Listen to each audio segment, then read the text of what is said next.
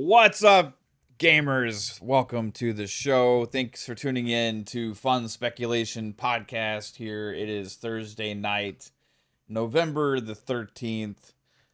Jasper, so many people are already playing Call of Duty. I thought the official release was tomorrow. I see you guys already talking in the chat as well. So that's a thing happening as well. I see that Willie Needs says, Brothers, Call of Duty Black Ops 7 campaign looks god awful, by the way. Yeah, I haven't, like, the futuristic ones aren't really up my alley, but I'll give it a go. I mean, it's in Game Pass for sure, so why not, you know? But Arc Raiders has my life lately anyway, so it's okay. But shout out to the chat. Thank you all for being here. We got Jasper here. What's up, Jasper? How you doing, bro? I'm doing pretty good.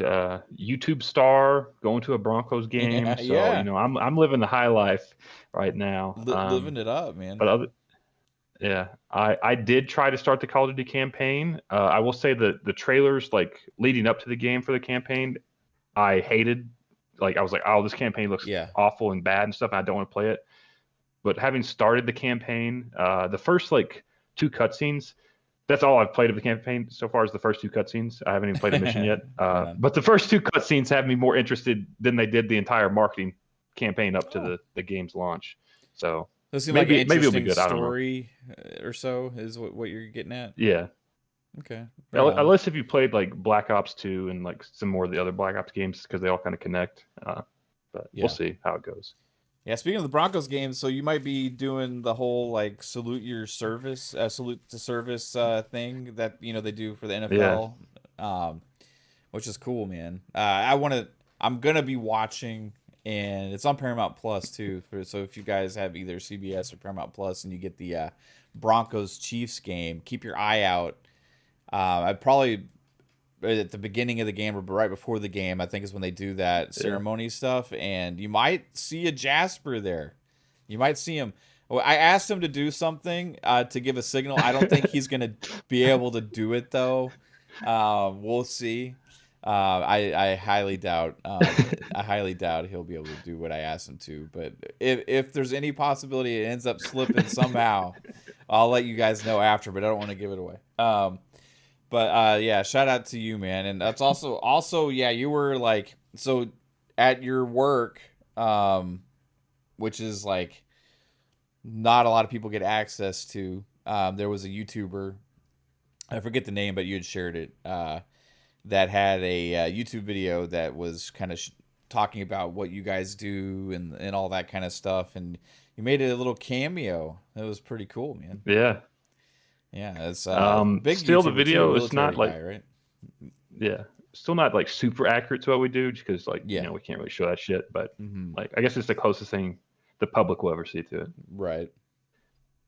And you had what was your line again, Jasper? Can you deliver that for us? Yeah, yeah. Okay, let me get in the zone. Incoming launch. I have plans for that clip, by the way, just to let you know. Okay, that's So good. I don't know if My I got to ask permission to him, but to use that, but I have plans for it. So, no, um, I mean I think you should be good. yeah, My friends in another Discord that I'm in, they cut that out and made it a soundboard for the Discord channel.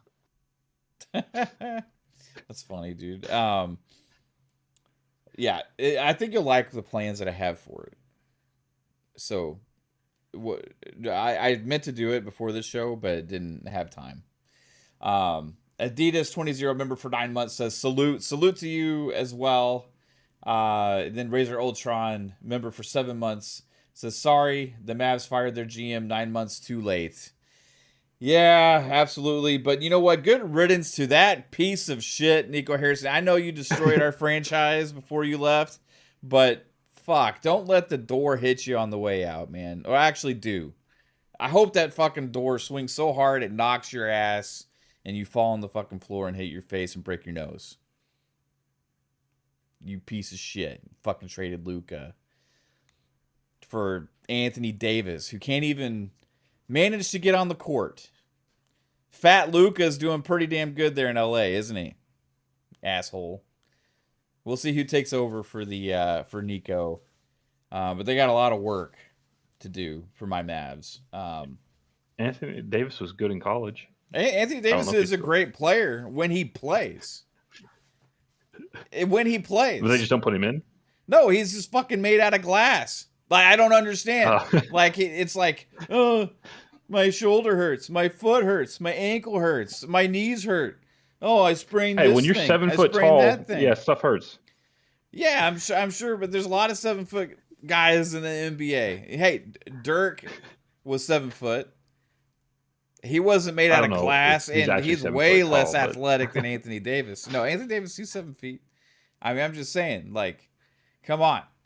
And he had this reputation before we traded him. You're worried about Luka's health, and you trade for this guy that can't even fucking stay on the court? What are we doing? What are we doing? And not only that, but the rest of the team gets hurt all the fucking time. I could get on a Mavs rant for hours, bro.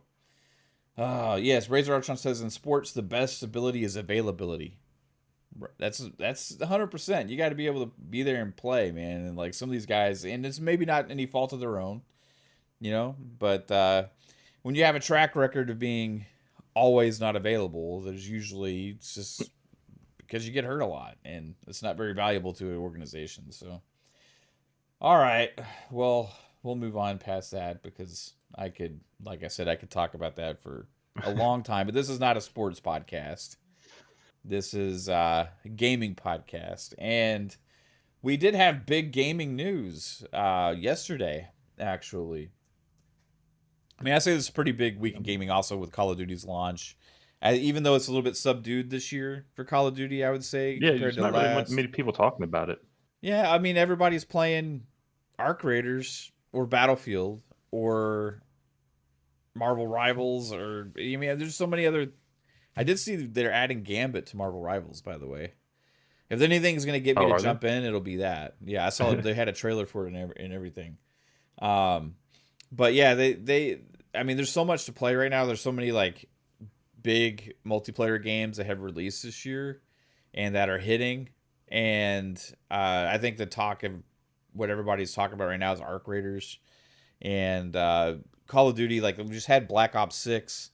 So everybody's been riding that train for, last year. And then, to follow it up again, I just never think, like when they went Modern Warfare 2 and immediately the next year Modern Warfare 3, I don't think that was the right move. And then Black Ops 6 immediately the next year after Black Ops 7, I don't think that's the right move either. I don't think it allows the fan bases of those franchises of Call of Duty to develop that anticipation and hype for the next one. It feels like this next iteration is lesser than what we just got, right? Because the last one was like the Black Ops 6 was like the first one that was like a 4-year dev cycle, I think, right? And then now we have and then now we have, how long was this one? That like we don't know, and we know what they did with Modern Warfare 3. It was kind of like a mishmash campaign, like hodgepodge that they kind of filled in to try and get a title out. Black Ops 7, I don't think is necessarily to that extent. I do think there's a certain level with the competitive, ultra competitive Call of Duty players. I think this could end up becoming one that they end up loving, based on what I played in the beta and what they're doing with skill-based matchmaking going away and all these other kind of things, right? But it still has less hype than any Call of Duty I can remember, especially one with the name Black Ops attached to it, right? So, but you know what? I bet next year, the next Call of Duty that comes out is going to be this huge fucking deal, and everybody will be like all over it, like we were last year with Black Ops 6. But you seem to be impressed from so far, at least. So, I mean, I watched 2 cutscenes, so I don't know how much but yeah. But that was fun. I re-downloaded Call of Duty the other day, and I just launched it to see like what was available. And it said like get ready for like the largest Black Ops launch ever or whatever. And I'm like, I don't know about that. Yeah, that was last year. Yeah, we had that last year. This year's not probably the biggest launch for Black Ops. Well, I wonder what they're doing next. Are they just going to go jump back into Modern Warfare next year? I wonder. Do you know what the rumors are? Because you're always like a year ahead with your keeping up with this stuff. Yeah, I used to be like, I don't remember anymore just because like I don't Oh, you I'm have a not in the life gaming now. sphere as much. Yeah. Yeah. Yeah, you have a life now, so you're not as in touch. You're becoming normal with that stuff. Beforehand, you reminded me of myself when I was in my younger 20s and like my teenage years because I Yeah. was like so in touch with every fucking thing in gaming in the gaming universe. Like there was not anything that could be potential newsworthy or rumor wise that I had not heard about. Now it's like Yeah. the older you get, it's like yeah, I don't know. I have no. I didn't hear that. I don't know because that's you stop paying attention as much. I think you Yeah. know. But yeah, we'll see. I think next year will be probably another big year for Call of Duty. This year, I think is going to be a large player base like they always have. But there's just kind of like less hype around it. This is kind of like Vanguard, maybe. You know, leading into that. Yeah, I mean, it's kind of just weird because like usually you hear everyone just talking about Call of Duty, and this year it's just like there's not really a peep to it. It's like the people that are playing are just playing it, and they're not really saying anything about it. It seems like. Yeah, it's kind of like, well, here's the Call of Duty. I'm just here downloading it because it's what I do, right? Or buying it because it's what I do every year. I just get the Yeah. new Call of Duty, but I'm not excited about it. But yeah, I don't think people are gonna stop playing it or anything like that. No. Um, but there's something too also about like the amount of other good multiplayer games that have launched in the last year. I think that Even the has last month, like with yeah. Battlefield and Arc Raiders, have kind of taken a lot of the shooter attention away. I feel like. Yeah, and then like Battlefield also had their battle royale thing that they did too with the Red Sec, so that's a free to play thing.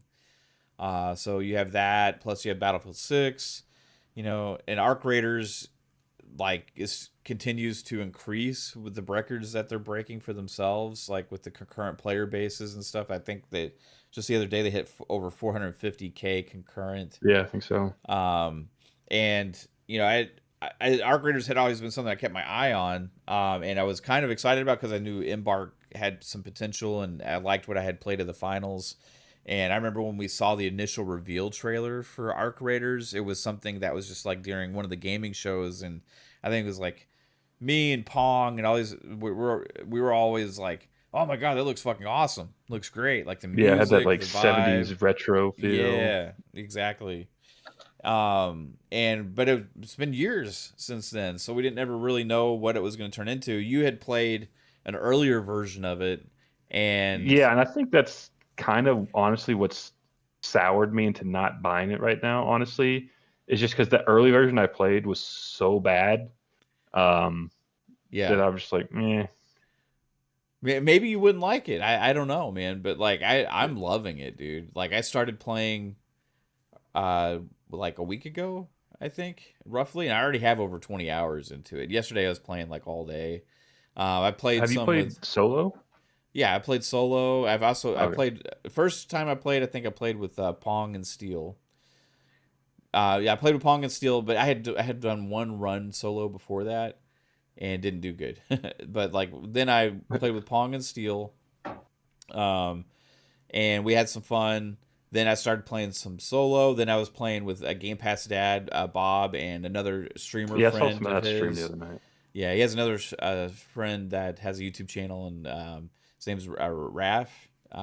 It's like I think his YouTube and Twitch is like Raf Full Ticket or something. It's like 5,000 something subs over there on Twitch. There's a pretty good following over there. Like I've been playing with him and Game Pass Dad, and they really helped me like get going into it a lot. Like because they had already been playing a lot. So I got a lot of weapons. I started figuring out how the systems work, like the questing, all that stuff. And then when I haven't not playing with them now, I've been playing a lot solo.